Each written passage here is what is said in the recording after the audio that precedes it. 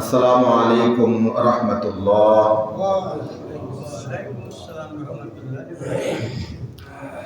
কেমন আছেন সবাই? আলহামদুলিল্লাহ। ইন্নাল হামদালিল্লাহ ওয়া ক্বালা তাআলা ফি কালামিহিল মাজিদ ওয়া ফুরকানিহিল হামিদ। আউযু বিল্লাহি মিনাশ শাইতানির রাজীম। বিসমিল্লাহির রহমানির রহিম।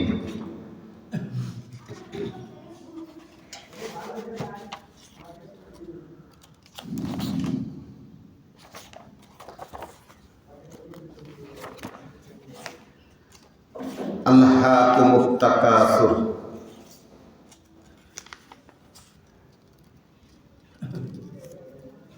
হাত্তা যুরতুমুল মাকাবির কাল্লা সাওফা তা'লামুন সুম্মা কাল্লা সাওফা তা'লামুন কাল্লা লাউ তা'লামুনা ইলমাল ইয়াকিন লাতারাবুন্নাল জাহিম সুম্মা লাতারাবুন্নাহা আইনাল ইয়াকিন সুম্মা লাতুসআলুন্না ইয়াওমাইযিন আনিন নাঈম। মহান আল্লাহ রাব্বুল আলামিনের শুকরিয়া যে আজকে পবিত্র জুমার দিনে মাগরিবের নামাজের পরে আমরা গুটি কয়েক লোক একটা মহৎ উদ্দেশ্য নিয়ে বসতে পেরেছি এবং মাগরিবের নামাজ যে আমরা সুন্দরভাবে জামাতের সাথে আদায় করেছি, আল্লাহ তাআলা তৌফিক দিয়েছেন। এজন্য আমরা সবাই কালেমাতুশ শুকর আদায় করি, সবাই বলি আলহামদুলিল্লাহ। এবং এই প্রচন্ড শীতের মধ্যে মহান আল্লাহ তাআলা যে আমাদেরকে সুস্থ রেখেছেন, আমাদেরকে যে সুস্থতা দান করেছেন, এই জন্য আমাদের শুকরিয়া আদায় করা দরকার। সবাই বলে আলহামদুলিল্লাহ। তারপরেও অনেক লোক হাসপাতালের বারান্দায় বসে কাতরাচ্ছে। কতজন মুসলমান হওয়া সত্ত্বেও মসজিদে এসে মাগরিবের নামাজ জামাতের সাথে আদায় করতে পারেনি।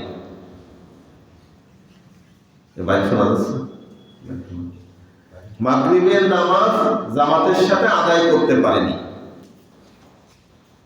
তাদের থেকে মহান আল্লাহ তাআলা যে আমাদের শ্রেষ্ঠত্ব দান করেছেন, আমরা যে তার হুকুমটা, মহান আল্লাহ তাআলার প্রতিটা হুকুম আমাদের পরে আমানত না। তিনি আমাদেরকে এই যে নামাজ দিয়েছেন, এটা আমানত স্বরূপ দিয়েছেন। আমি যদি আদায় করতে পারি তাহলে আমি ফরজ, আল্লাহ তাআলার যে বিধান, সেই ফরজ বিধানটা আমি আদায় করতে পারলাম। আমি মাগরিবের নামাজ আদায় করেছি, আপনি করেছেন, আরো অগণিত লোক করেছে। এজন্য আমরা শুকরিয়া আদায় করি, সবাই বলে আলহামদুলিল্লাহ। আর বেশি বেশি শুকরিয়া আদায় করলে কি হয়? লা ইন শাকারতুম লা আযীদান্নাকুম, পবিত্র কোরআনের আয়াত। মহান আল্লাহ তাআলা বলেছেন, যদি বেশি বেশি শুকরিয়া আদায় করা হয় তাহলে আল্লাহ তাআলা শুকরিয়া বাড়িয়ে দেন। আলহামদুলিল্লাহ। ওয়ালা ইন কাফারতুম ইন্না আযাবি লাশাদীদ, যদি কুফরি করো, অর্থাৎ আল্লাহ তাআলা যে নিয়ামত দিয়েছেন, এই নিয়ামতের যদি না শুকরিয়া করো, শুকর আদায় না করো, তাহলে আল্লাহ তাআলা, মনে রাখো, আল্লাহ তাআলার আযাব বড় কঠিন। আল্লাহ তাআলা কঠিন শাস্তি দেবেন। কাজে আমাদের শুকরিয়া আদায় করব না। আপনি ভাত খাচ্ছেন, তরকারিটা খুব সুন্দর, বা নাই হইল, খেতে তো দিয়েছে মহান আল্লাহ তাআলা, অনেকে খাওয়াও তো ধরছে না, সেই জন্য খাওয়ার মাঝে মাঝে সুবহানাল্লাহ, আলহামদুলিল্লাহ এগুলো করবেন। এগুলো অনেক সওয়াবের কাজ।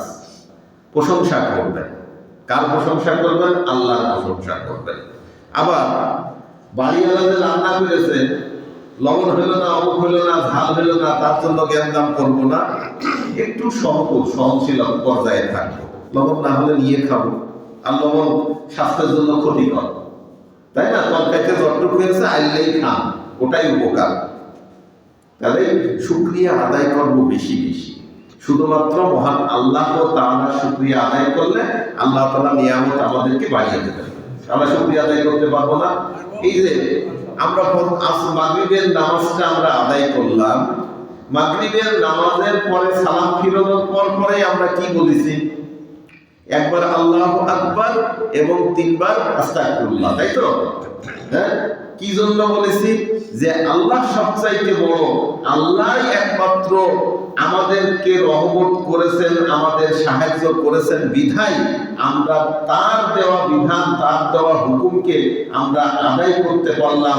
তার সাথে যে আমাদের আমানত চুক্তি ছিল, আল্লাহর সাথে আমাদের যে আমানতের চুক্তি ছিল, আমরা সঠিক সময়ে সুন্দরভাবে নামাজ আদায় করব, সেই চুক্তিটা আমরা পূর্ণ করতে পারলাম। এই জন্য আল্লাহর মহত্ব স্বীকার করলাম। এবং এই নামাজের মধ্যে আমরা যে আদায় করেছি, আমরা কি একেবারে বলতে পারি যে আমাদের নামাজ 100% সঠিক হয়েছে? কখনোই বলা সম্ভব না। এই জন্য আস্তাগফিরুল্লাহ বলে মহান আল্লাহ তাআলার কাছে ক্ষমা চাই যে আল্লাহ, একটা ভালো কাজ করলাম, এই ভালো কাজের মধ্যে যদি কোনো প্রকার গুনাহ হয়ে থাকে, ভুল ভ্রান্তি হয়ে থাকে, সেগুলো ক্ষমা করে দিয়ে এই ভালো কাজটা তুমি গ্রহণ করো। এটাই হচ্ছে পদ্ধতি। এটাও একটা রকম শুকরিয়া আদায়, তাই না? তার পরবর্তীতে আমরা কি করেছি? বিভিন্ন রকম তাসবিহ পড়েছি। নামাজ পরবর্তী বিভিন্ন রকম তাসবিহ নিয়ে আমি একদিন কথা বলেছিলাম, আবার বলবো ইনশাআল্লাহ। তো যাই হোক, সুবহানাল্লাহ, আলহামদুলিল্লাহ, লা ইলাহা ইল্লাল্লাহ, আল্লাহু আকবার, এই জিকিরগুলো আমরা সব সময় করার চেষ্টা করব। ওয়ালা যিকরুল্লাহি আকবার, আল্লাহর স্মরণই হলো সবচাইতে বড় স্মরণ, অন্য কোনো স্মরণ না। আপনি আল্লাহর চিন্তা, আল্লাহ যে আপনাকে নিয়ামত দিয়েছেন সেই নিয়ামতের চিন্তা, আল্লাহ যে আপনাকে হুকুম দিয়েছেন সেই হুকুমগুলো কিভাবে বাস্তবায়ন করবেন সেই চিন্তা, এই চিন্তাগুলো সবসময় আপনার মনে জিকির আকারে থাকতে হবে। জিকির বলতে কি? স্মরণ, যে আমার আসরের নামাজ আছে, সামনে ঈশার নামাজ আছে, আমি ওই নামাজটা অবশ্যই যেন জামাতের সাথে আদায় করতে পারি, এই ফিকির থাকতে হবে। থাকতে হবে না? আপনি সাপোজ এরকম ধরেন, আপনি এক জায়গায় রওনা দিচ্ছেন একটা ব্যবসায়িক কাজে, বা ঢাকায় যাচ্ছেন বা কোথাও যাচ্ছেন, আপনার টার্গেট থাকবে কোন ফাঁকে আমি জামাতবদ্ধ হয়ে নামাজটা আদায় করে নিতে পারবো আমার সফর অবস্থায়। অথবা সফর অবস্থায় যদি আমার যদিও জামাতটা ওয়াজিব না, কিন্তু আমি নামাজটা ওয়াক্তের মধ্যে আদায় করতে পারবো, এই ফিকির আপনার মধ্যে থাকতে হবে, এই চিন্তা ভাবনা আপনার মধ্যে থাকতে হবে। থাকা দরকার না? তাহলে হবে কি? মহান আল্লাহ তাআলার নির্দেশ যে আমানতগুলো আমাদের পরে দিয়েছেন, সেইগুলা যদি আমরা সঠিকভাবে পালন করতে পারি, তাহলে আল্লাহ তাআলা আমাদের নিয়ামত বৃদ্ধি করে দেবেন। এখন কথা হচ্ছে যে নিয়ামত বৃদ্ধি করে দেবেন কি আমার অনেক টাকা পয়সা দেবেন, না অনেক কি দেবেন? অনেক প্রকার ভাবে হতে পারে। যেরকম মনে করেন যে আমরা আল্লাহর কাছে দোয়া করি না যে আল্লাহ আমার এই দাও, ওই দাও, টাকা পয়সা দাও, মুখ দাও, তমুক দাও, বাড়ি দাও, এই যে সেই জাতীয় সূরা আজকে একটা তেলাওয়াত করেছি, এটা অর্থ করবো ইনশাআল্লাহ যদি সময় পাই। তাহলে আল্লাহর কাছে আমরা দোয়া করি, কিন্তু আল্লাহ তাআলা দেয় না। তাই এবার হয় কোনো সময়, সেটা কতদিনই। এখন আপনি যদি মনে করেন 50 তলা বাড়ির মালিক হবেন, সেটা আল্লাহর কাছে চেয়েছেন, কিন্তু আল্লাহ দেয়নি, এরকম হয় না? এরকম হয় না। আল্লাহ দেবে, আল্লাহ দেবে 3 ভাবে দেবে। কয় ভাবে? 3 ভাবে। একটা হচ্ছে আপনি যখন চাইছেন চাওয়ার সাথে সাথে দিতে পারে, ঠিক আছে? 2 নম্বর হচ্ছে ভবিষ্যতে দেবে, কারণ আপনি এখন ওই 50 তলা বাড়ি চেয়েছেন বা যা চেয়েছেন সেটার উপযোগী না, আপনাকে সেই পরিমাণ উপযোগী করে তারপরে আপনাকে দেবে। যেরকম কোর ব্যাংক যদি পুকুরি ফেলা হয়, ও তো সারা পুকুর লাফাই বেড়াবেন, মনে আসলাম, তাই না? হঠাৎ করে যদি আমরা অনেক কিছু হয়ে যাই, তাহলে তো আজকে আমার নিজের জন্যই ক্ষতি। এই কারণে আল্লাহ তাআলা একটা সহনশীল পর্যায়ে নিয়ে যায়, তারপরে আপনাকে দিলেন। 2 নম্বর গেল। আর 3 নম্বরে এমন কিছু চাইছেন যেটা দেওয়া সম্ভব না, এখন সেটা আপনাকে আখেরাতে দেবে, আপনার মৃত্যুর পরে দেবে। বলেন সুবহানাল্লাহ। তাহলে আমরা আল্লাহর কাছে চাইতে পারি না? বেশি বেশি করে চাইবো। আপনি যা চাবেন সবকিছু দেবে, যা চাবেন সবকিছু দেবে, কিছু বাদ রাখবে না। কিন্তু তিন মাধ্যমে দেবে। কিভাবে? একটা হচ্ছে সঙ্গে সঙ্গে দেবে, একটা ভবিষ্যতে দেবে, একটা আপনার মৃত্যুর পরে দেবে, বাদ যাবে না। এই কারণে আল্লাহর কাছে আমরা বেশি বেশি চাবো। যদি বলবো না আপনার যা খুশি চাবেন, আপনার যেটা ইচ্ছা চাবেন, চাতে থাকবেন। আল্লাহর ভান্ডারে কম নেই, আল্লাহর ভান্ডারে কোনো কিছু কম নাই। তাই এই জাতীয়ই একটা সূরা আমি আপনাদের সামনে তেলাওয়াত করেছি, সূরাতুত তাকাসুর। সবাই জানেন, অনেকেরই মুখস্থ আছে। এই সূরাটা হচ্ছে পবিত্র কোরআনের 102 নম্বর সূরা। কয় নম্বর সূরা? 102 নম্বর সূরা। মক্কি সূরা, অর্থাৎ মক্কায় যেটা নাজিল হয়েছিল। হুজুর পাক সাল্লাল্লাহু আলাইহি সাল্লামের নবুয়তি জীবন কয় ধরনের? মক্কি এবং মাদানী। অর্থাৎ মক্কায় জীবন কাটাইছে কিছুদিন, হিজরত করে মদিনায় গেছে, সেটা হচ্ছে মাদানী জীবন। তাহলে মক্কি জীবন এবং মাদানী জীবন, অর্থাৎ মক্কায় যখন থেকেছে প্রথমে, সেটা হচ্ছে মক্কি জীবন। এই সময়ের মধ্যে যেই আয়াতগুলো নাজিল হয়েছে, যেই সূরাগুলো নাজিল হয়েছে, সেইগুলাকে বলা হয় মাক্কি সূরা। হিজরতের পরে যখন মদিনায় চলে গেল, তখন যে সূরাগুলো নাজিল হয়েছে সেগুলাকে কি বলা হয়? মাদানী সূরা। কোরআনের একটা বিষয় জানলাম, জানি তো তারপরেও, তাহলে মাক্কি সূরা হুজুর পাক সাল্লাল্লাহু আলাইহি সাল্লামের মক্কা জীবনে নাজিল হয়েছে, তাই তো?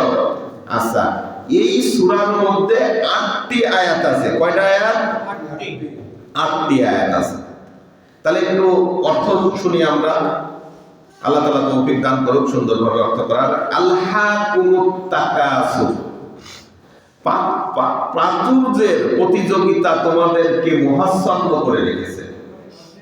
মানে অর্থ লোভ, অর্থের প্রতি লালসা, এই লালসাটা আমাদেরকে কি করে রেখেছে? একেবারে ভরে রেখেছে, মহাচ্ছন্ন করে রেখেছে।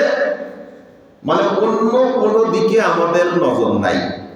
আমরা সবাই আছি কি একে অপরের সাথে প্রতিযোগিতা করা, যে ওর থেকে আমার টাকা পয়সা বেশি হোক, ওর থেকে আমার টাকা পয়সা বেশি হোক। কয়েকদিন আগে একটা হাদিস পড়ছিলাম যে হুজুর পাক সাল্লাল্লাহু আলাইহি সাল্লাম বলেছেন যে বিশাল বড় বড় যদি 2টি মাঠ হয় এবং এই 2টি মাঠ সোনা, টাকা পয়সা, রূপা, হিরে জহরত, সকল দামি দামি মণিমুক্তা দিয়ে যদি পূর্ণ করে কাউকে দেওয়া হয়, 2টা মাঠ, বড় মাঠ, ঠিক আছে, কোটি কোটি, হাজার হাজার কোটি টাকা, তারপরেও সেই ব্যক্তির লোক থাকবে 3 নম্বর মাঠে। তারপরেও তার 3 নম্বর মাঠের জন্য লোক থাকবে। যা আমরা আমাদের নেতা নেত্রীদের মধ্যে দেখতে পাই। হাজার হাজার কোটি টাকা তারা লুট করেছে, লুট করে বিদেশের ব্যাংকে পাড়ি দিয়েছে, জমায়েছে। যে টাকা দেশেরও কোনো কাজে লাগে না, দেশের সম্পদ লুট করে বিদেশে নিয়ে যায়, তারা আখের গুছাইছে যে যখন ক্ষমতা ছাড়বো, এই চেয়ার থেকে নামবো, তখন তো আমার ভাই ধরবে, আমার জেল খাটাবে, আমার পরে অত্যাচার করবে, আমি পলায়ে চলে যাব ওই দেশে। সেই দেশে যায় ওই টাকা দিয়ে আমরা কি করব? ভালোভাবে থাকবো। অবৈধ পন্থায় হাজার হাজার কোটি টাকা দেশটাকে ফকির বানায় ফেলেছে আমাদের নেতারা। সেই কথাই সেই সময় মক্কাতেও ওই একই পরিস্থিতি ছিল। লোকে এরকম টাকা জমাইতো এবং অর্থ কিটা কত টাকা ইনকাম করতে পারে, কত ভাবে সেই লোভ লালসার মধ্যে তারা প্রতিযোগিতা করত, তাই না? বুঝতে পারলাম? তাহলে এখন আমাদের সাথে মিলছে না? এই সূরা তো শেষের দিকে প্রতিটা সূরা আমাদের সাথে মিলে। আমাদের যারা নেতা নেত্রী আছে, আমাদের যারা লিডার আছে, যারা টাকার প্রতি এত পরিমাণ লুটতরাজ করে, দখলদারি করে, চান্দা তুলে হাজার হাজার কোটি টাকা বানিয়ে শেষে দেশে থাকতে পারে না, শেষ জীবনে সে ভালো থাকতে পারে না। মনে করে এই টাকা পয়সাই তাদেরকে এই টাকা পয়সায় তাদেরকে আমরণ জীবন দান করবে, তাই তো? কিন্তু না, কখনোই না। আল্লাহ তাআলা পরের আয়াতে বলেছেন হাত্তা যুরতুমুল মাকাবির, যতক্ষণ না তোমরা কবরে উপনীত হও। অর্থাৎ এই যে আমাদের যে লোভ লালসা, এই লালসা কখন পর্যন্ত থাকবে? কবর পর্যন্ত। অর্থাৎ আমাদের কবরে যাওয়া ছাড়া, মৃত্যু ছাড়া, কবরের মাটি দেওয়া ছাড়া আমাদের এই আশা আকাঙ্ক্ষা কখনো শেষ হবে না, কারোরই না। মানুষকে তৈরি করা হয়েছে এই সমস্ত খায়সাত দিয়ে, বিভিন্ন রকম খায়সাত দিয়ে, এই সমস্ত ইচ্ছা আকাঙ্ক্ষা দিয়ে তৈরি করা হয়েছে মানুষকে। তো মানুষের মধ্যে যেটা থাকবেই, কিন্তু ইসলামিক নির্দেশনা দিয়ে দিয়েছে আপনাকে এটা কন্ট্রোলে নিয়ে আসতে হবে। কন্ট্রোলে নিয়ে আসা যাবে না? অবশ্যই যাবে। কখন? যখন আপনি ইসলামিক কালচার গুলো, কোরআন হাদিস সম্পর্কে জানতে পারবেন, বুঝতে পারবেন যে না, এত বেশি আমার দরকার নেই। যখন আপনি মানবেন মহান আল্লাহ তাআলার বিধান যে এক পয়সা হারাম যদি আমি উপার্জন করি তার জন্য কিয়ামতের দিন মহান আল্লাহ তাআলার দরবারে দাঁড়াতে হবে, এটা যদি আপনি বিশ্বাস করেন তাহলে তো আপনি হারাম পথে উপার্জন করতে যাবেন না। তখন আপনি বাঁচবেন কোনটা হারাম কোনটা হালাল। আপনি হারাম যত লোভনীয়ই হোক না কেন, যত ভালোই হোক না কেন, আপনার চোখে দেখা যত ভালোই হোক না কেন, আপনি সেটাকে বর্জন করে চলবেন। এটাই তো ইসলামী শিক্ষা। মহান আল্লাহ তাআলা আপনাকে বিবেক নামক একটা জিনিস দিয়েছে, আমাকে বিবেক নামক একটা জিনিস দিয়েছে। এই বিবেকটাকে কাজে লাগাতে হবে। আর তার সেটা কাজে লাগাতে গেলে আমাদের কি দরকার? সর্বপ্রথম কি দরকার? আমাদের এলেম দরকার। এলেম না হলে আমরা শয়তানি ধোঁকা, খারাপ কাজের সাথে আমরা তো লড়তে পারবো না। আপনার ইমানটা চুরি করে নিয়ে চলে যাবে, আপনার যে বিশ্বাস সেটা চুরি করে নিয়ে যাবে। কে চুরি করে নিয়ে যাবে? বিভিন্ন রকম প্রলোভন, বিভিন্ন রকম ফায়সা কাজ, বিভিন্ন রকম অর্থের প্রতি লালসা, এইগুলা আপনার ইমান চুরি করে নিয়ে যাবে, তাই না? তাই মহান আল্লাহ তাআলা এখানে বলেছেন আলহাকুমুত তাকাসুর, প্রাচুর্যের মোহে, অর্থের মোহে আমরা কি করেছি? একেবারে মোহাচ্ছন্ন হয়ে আছি। হাত্তা যুরতুমুল মাকাবির, যতক্ষণ না পর্যন্ত আমরা কবরে যাচ্ছি, অর্থাৎ কবরে যাওয়ার আগ পর্যন্ত এই লোক আমাদের মধ্যে যাবে না। কি ছোট বলেন, কি মেজে বলেন, কি বড় বলেন, কি মুরব্বী বলেন, কি মৃত্যুর আগ পর্যন্ত বলেন, মৃত্যু শয্যায় শুয়েও আমরা আমাদের জায়গা জমি যা আছে, টাকা পয়সা যা আছে, সেইটার লোভ ছাড়তে পারি না, ঠিক না? অপরের কাছ থেকে যেটা জবরদস্তি করে নিয়েছি, জাল দলিল করে নিয়েছি, সেই লোভ মৃত্যু শয্যায় শুয়েও আমরা ছাড়তে পারি না। তার মানে না বললে এটা আর মিটবে না।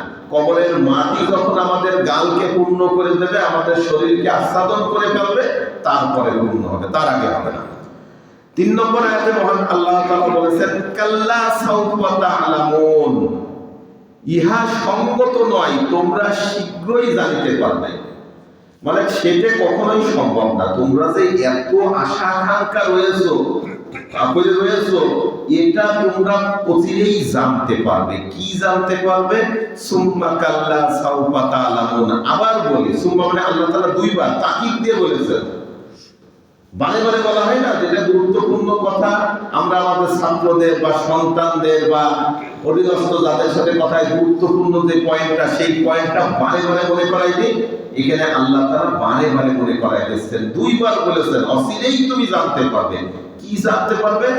আবার বলছি অচিরেই তুমি জানতে পারবে, দুইবার বলেছেন।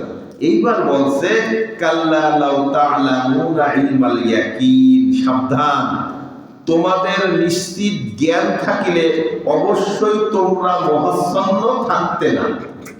এই যে অর্থের প্রতি লোভ, লালসা, এইগুলা কখনোই থাকতো না যদি তোমরা জ্ঞানী হতে, যদি তোমরা হালাল হারামকে বেঁচে চলতে, যদি তোমরা মহান আল্লাহ তাআলার বিধানকে মানতে, যদি তোমরা ইসলামিক কৃষ্টি কালচার যেটা আছে সেগুলাকে ফলো করতে, যদি তোমরা জ্ঞানী হতে, তাহলে কখনোই এই ধন সম্পত্তির লোভ, নারীর লোভ, টাকা পয়সার লোভ, ক্ষমতার লোভ, চেয়ারের লোভ কোনো কিছুই তোমাকে গ্রাস করতে পারত না।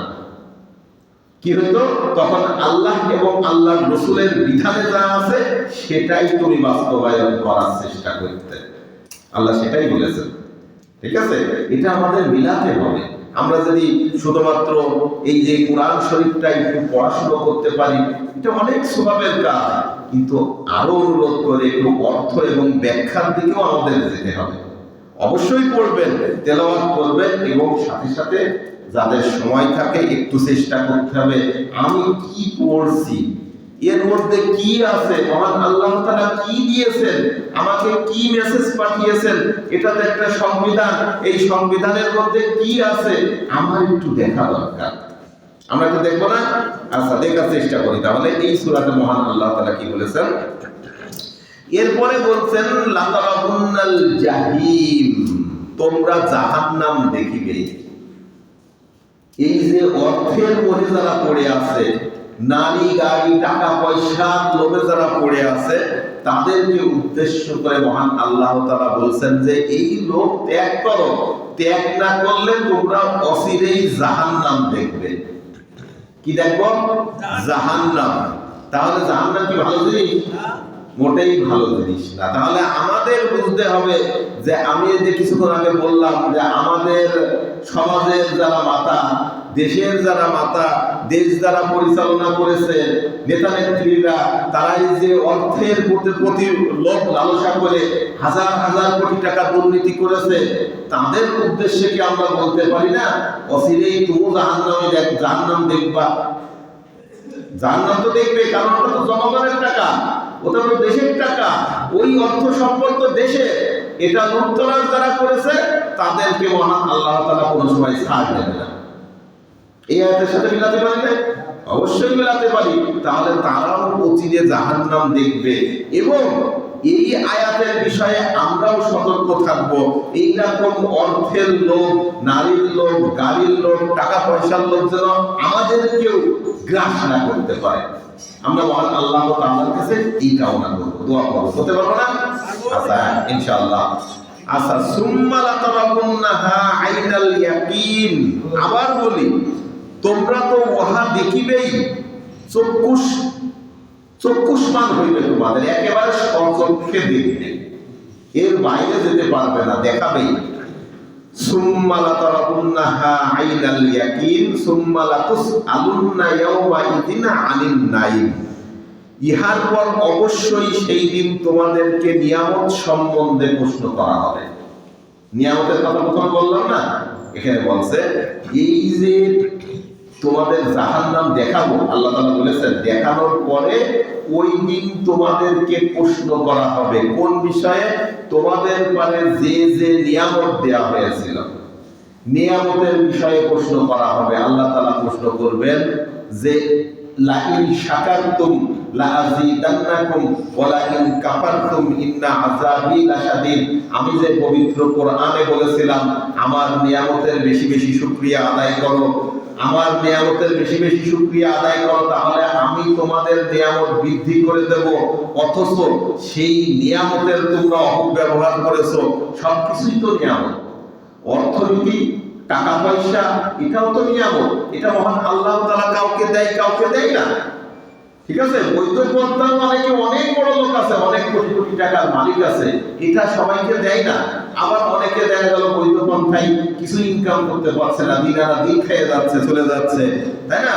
কাজে এই সমস্ত নিয়ামত আর যা যা খুশি, এই যে আমার চোখ দিয়েছে আমি দেখছি, এই দেখা একটা বড় নিয়ামত না? এই যে কান দিয়েছে এটা আমি শুনছি, এটা একটা নিয়ামত না? আমি এই যে জিহ্বা দিয়েছে, গাল দিয়েছে, আমি স্বাদ গ্রহণ করছি, খাচ্ছি, এটা একটা নিয়ামত না? পৃথিবীর অন্য কোন জাতি কথা বলতে পারে না, একমাত্র মানুষ ছাড়া। এই যে আমি কথা বলছি, আমাদের যে বাক স্বাধীনতা দিয়েছে, কথা বলার শক্তি দিয়েছে, পড়ার শক্তি দিয়েছে, এটা কি নিয়ামত না?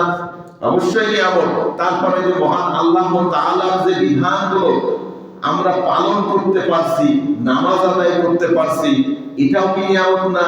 মসজিদে সুন্দরভাবে এসে নামাজ আদায় করছি, আমাদের নামাজের পথে কেউ বাধা দিচ্ছে না, এটা কি নিয়ামত না? তারপরে দুনিয়ার অন্যান্য যাবতীয় কার্যক্রম আমরা চালিয়ে যাচ্ছি, এটা কি নিয়ামত না? সবই নিয়ামতের অন্তর্ভুক্ত।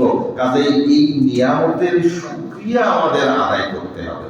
যদি শুকরিয়া আদায় না করি, তাহলে মহান আল্লাহ তাআলা ওই যে নিয়ামত সম্পর্কে এই সূরায় বলেছেন, সুম্মা লাতুসআলুন্না ইয়াওমা ইযিন আনিন নাঈম, ওই কিয়ামতের দিন তোমাদেরকে প্রশ্ন করা হবে যে সমস্ত নিয়ামত তোমাদেরকে দেয়া হয়েছিল, এইগুলার কি কি ভাবে বিষয়, এই নিয়ামতের বিষয়ে তোমাদেরকে প্রশ্ন করা হবে।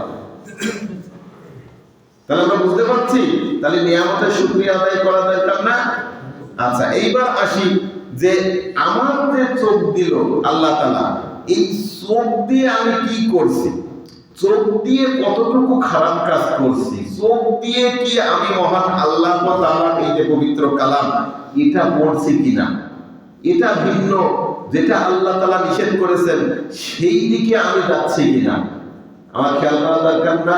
সুম্মুম বুকমুন উম্মুন ফাহুম লা ইয়ারজিউন, আমাদের চোখ আছে, কান আছে, অন্তর আছে, নাক আছে, তারপরেও আমরা যদি অন্ধের মতো আচরণ করি, এটা তো মহান আল্লাহ তাআলা মেনে নেবে না। বিবেক দিয়েছে, বিবেকটাকে যদি আমি কাজে না লাগাই, আমি যদি গরু ছাগলের মতো চলি, তাহলে আমি কিভাবে থাকবো, কিভাবে আল্লাহর কাছে যাই জবাব দেব? আল্লাহ তাআলা কিয়ামতের দিন আমাকে যখন এই যে নিয়ামত সম্পর্কে প্রশ্ন করবে, আল্লাহ তাআলা আমাকে যে বিবেক দিয়েছেন, এটাকে একটা বড় নিয়ামত না? অন্য কোন প্রাণীর বিবেক আছে, বুদ্ধি আছে? এই বুদ্ধি সম্পর্কে, বিবেক সম্পর্কে যখন আমাকে প্রশ্ন করবে যে তোমাকে বুদ্ধি দেওয়া হয়েছিল, তুমি তো আলেম হয়েছিলে, বা তুমি তো কোরআন হাদিস জানতে, তুমি এটা কোন কাজে লাগাইছো? আমার বিধান, মহান আল্লাহ তাআলা যে বিধান আমাদের দিয়েছে, সেই বিধান জমিনে বাস্তবায়ন করার জন্য তুমি কি কাজ করেছো? তোমার কার্যক্রম দেখো। ওই যে আমাদের আমলনামাটা, ইকরা কিতাবাকা কাফা বিনাফসিকা আল-ইয়াওমা আলাইকা হাসিবা, আমাদের আমলনামা একটা বই আকারে আমাদের হাতে দেবে, খোলা কিতাব, একেবারে ওপেন, সবাই দেখতে পারবে, বলবে ইকরা, পড়ো, কিতাবাকা, তোমার আমলনামা তুমি নিজে পড়ো, এবং তোমার বিচার তুমি করার জন্য যথেষ্ট, আর কারণ লাগবে না। তখন আল্লাহ তাআলা যখন জিজ্ঞেস করবে, তাহলে এই সমস্ত নিয়ামতের যদি শুকরিয়া আমরা আদায় না করি, এই শুকরিয়াটা কিরকম শুকরিয়া? শুকরিয়াটা শুধুমাত্র সুবহানাল্লাহ, আলহামদুলিল্লাহ, লা ইলাহা ইল্লাল্লাহ, আল্লাহু আকবার, এর মধ্যে সীমাবদ্ধ রাখলে চলবে না। শুকরিয়ার পরিধি বাড়াতে হবে। শুকরিয়ার পরিধিটা কি? মহান আল্লাহ তাআলা এই যে পবিত্র কোরআন আমাদের দিয়েছেন, এটাও একটা বড় নিয়ামত না? এটা তো জীবন বিধান। আপনি জানেন না আপনি কি করবেন, আসেন পবিত্র কোরআনের কাছে ফিরে আসেন, হাদিসের কাছে আসেন।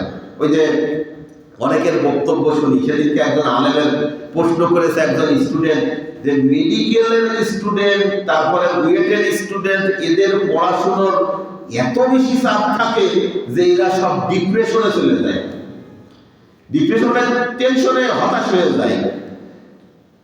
এরা কি করতে পারে, এরা কিভাবে এই ডিপ্রেশন কাটাতে পারে?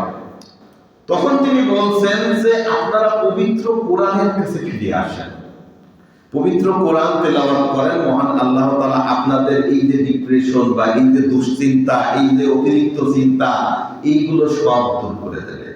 আর পবিত্র কোরআনটা পড়তে হবে, কিভাবে পড়তে হবে, বুঝতে হবে, কাজে লাগাতে হবে। কাজে এই নিয়ামতটা যদি মহান আল্লাহ তাআলা আমাদেরকে দিয়েছেন, কি জন্য দিয়েছেন?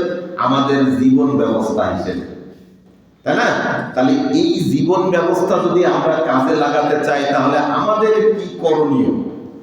আমাদের করণীয় হচ্ছে আমাদের উত্তম চরিত্রবান হতে হবে। উত্তম চরিত্রবান হতে হবে। তাহলে চরিত্র গঠনের নৈতিক উপাদানগুলো আমাদের শেখা দরকার না? আমরা যে চরিত্রবান হব, চরিত্র গঠনের কিছু নৈতিক উপাদান আছে, এইগুলো আমাদের শেখা দরকার। শিখতে রাজি আছি না আমরা? আচ্ছা, তাহলে এই বিষয়ে একটু কথা বলি। চরিত্র গঠন বলতে কি, যে আমি লুচ্ছ বদমাইশ না, আমি খারাপ পথে যাইলে আমার ওই ইউনিয়ন পরিষদ বা পৌরসভা থেকে একটা চারিত্রিক সার্টিফিকেট নিয়ে আসলাম, আমার চরিত্র গঠন হয়ে গেল, না, এটা না। ইসলামের চরিত্র গঠন করার জন্য, কোরআন হাদিস ভিত্তিক চরিত্র গঠন করার জন্য আপনাকে বেশ কিছু কার্যক্রম গ্রহণ করতে হবে, যেটা মহান আল্লাহ তাআলা দিয়েছে, মহান আল্লাহ তাআলা কর্তৃক নির্ধারিত। এই কাজগুলো যদি আমরা না করি, তাহলে আমাদের চরিত্র গঠন হবে না। পারবো না করতে। আল্লাহ তাআলার সাথে সম্পর্ক রেখে আমরা কি করব? এই কাজগুলো পরিচালনা করব। তার মধ্যে প্রধান কাজ হচ্ছে যে আল্লাহর সাথে সম্পর্ক রাখা। তাহলে আল্লাহর সাথে সম্পর্ক রাখতে গেলে আমাদের কি কি করতে হবে? কি করতে হবে? আল্লাহ যে হুকুমগুলো দিয়েছেন, সেই হুকুমগুলো আমার মানা লাগবে, তাই না? এমন কোন হুকুম নাই শুধু বলেছেন তুমি মানো। কি বলেছেন? কায়েম করো, নামাজ কায়েম করতে বলেছেন না? আকিমুস সালাহ, নামাজটাকে কায়েম করো। আকিমুদ্দিন, দিনটাকে কায়েম করো, অর্থাৎ নিজের সরকায় তেল দাও এবং অপরের সরকায়ও তেল দাও। নিজের সরকারে তেল দিতে হবে, অপরের সরকারে তেল দিতে হবে। বসে থাকলেই হবে না। আপনি যদি মনে করেন না, আমি তো নামাজ পড়ছি, আমি তো কোরআন হাদিস তেলাওয়াত করছি, আমি নিয়মিত ওয়াজ শুনি, আমি নিয়মিত এই করি, আর কিটা করলো কি না করলো ও আমার দেখার দরকার নেই, এটা ইসলামিক শিক্ষা না। ইসলামিক শিক্ষা হচ্ছে যে আপনাকেও নিজেরও মানতে হবে এবং আরেকজন যে মানছে না, কেন মানছে না, সেই অনুসন্ধান করতে হবে।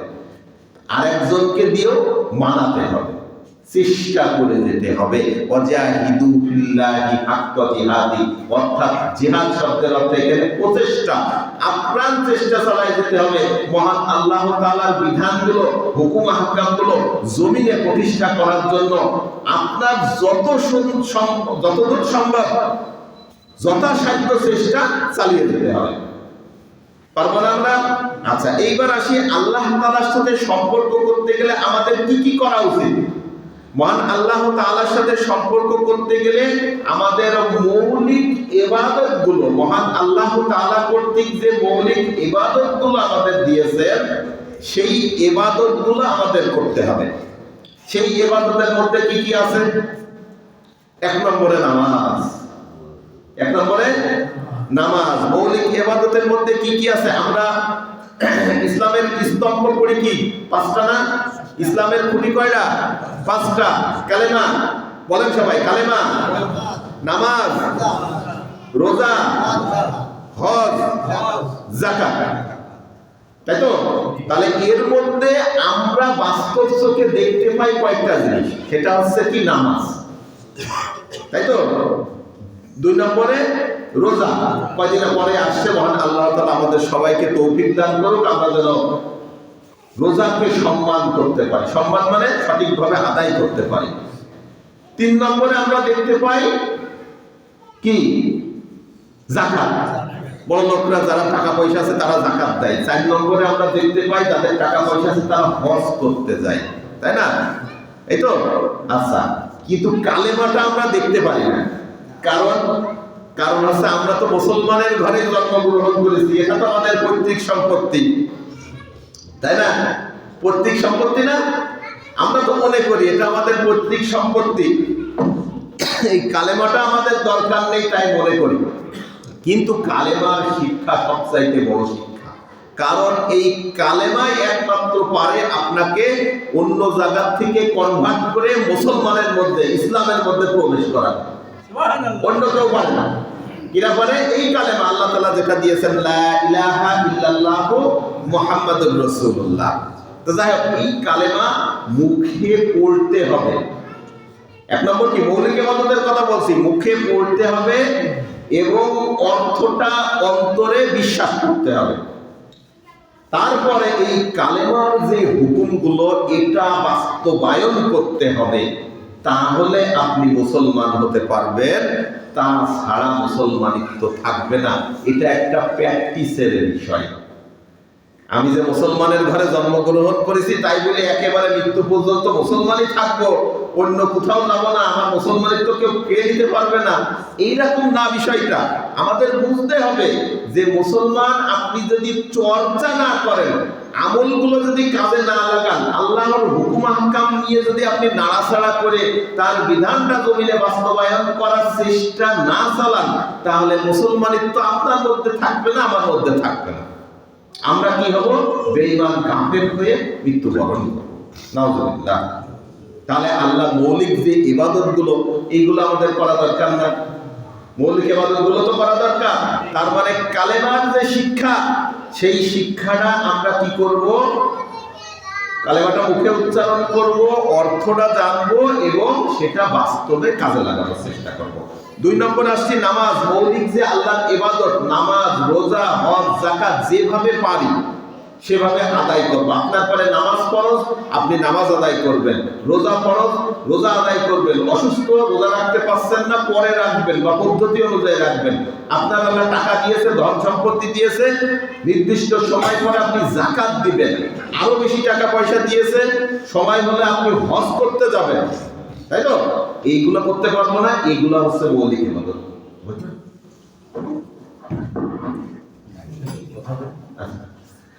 এইগুলো হচ্ছে মৌলিক ইবাদত। তাহলে মহান আল্লাহ তাআলার সাথে যদি আমাদের চরিত্র গঠনের কথা বলছি, চরিত্র গঠনের মৌলিক উপাদানের প্রথম কি বলেছি? আল্লাহর সাথে সম্পর্ক রাখা।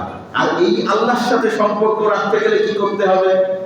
আল্লাহ যে নির্দেশগুলো দিয়েছেন সেগুলো আমার জীবনে বাস্তবায়ন করতে হবে, তাছাড়া সম্ভব না। এখন আপনার মালিক, আপনি যার আন্ডারে কাজ করছেন, সেই মালিক যে অর্ডারগুলো আপনার দিয়েছে, সেই কথাগুলো যদি আপনি না শোনেন, তাহলে মালিক কি আপনার কাজে লাগবে? রাগ হবে না? তাহলে আল্লাহর কথাগুলো যদি, আল্লাহ যে নির্দেশগুলো দিয়েছেন সেইগুলা যদি আমরা না শুনি, তাহলে তো আল্লাহ রাগ হবে। তাহলে মৌলিক ইবাদত করার দরকার না? অবশ্যই করার দরকার। এগুলো আমরা কোনো সময় বাদ দেব না।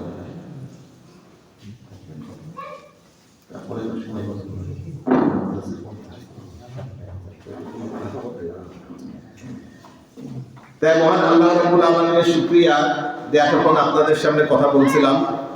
পরে ইনশাআল্লাহ আরেকদিন কথা বলবো। এখন আমাদের খতিব সাহেব কথা বলবেন আপনাদের সামনে। আমার জন্য দোয়া করবেন, যে কথাগুলো বললাম সেগুলো যেন আমি নিজেও আমল করতে পারি। আমার জন্য আমল করা দরকার না? অবশ্যই দরকার। আমার জন্য দোয়া করবেন। আসসালামু আলাইকুম ওয়া রাহমাতুল্লাহ।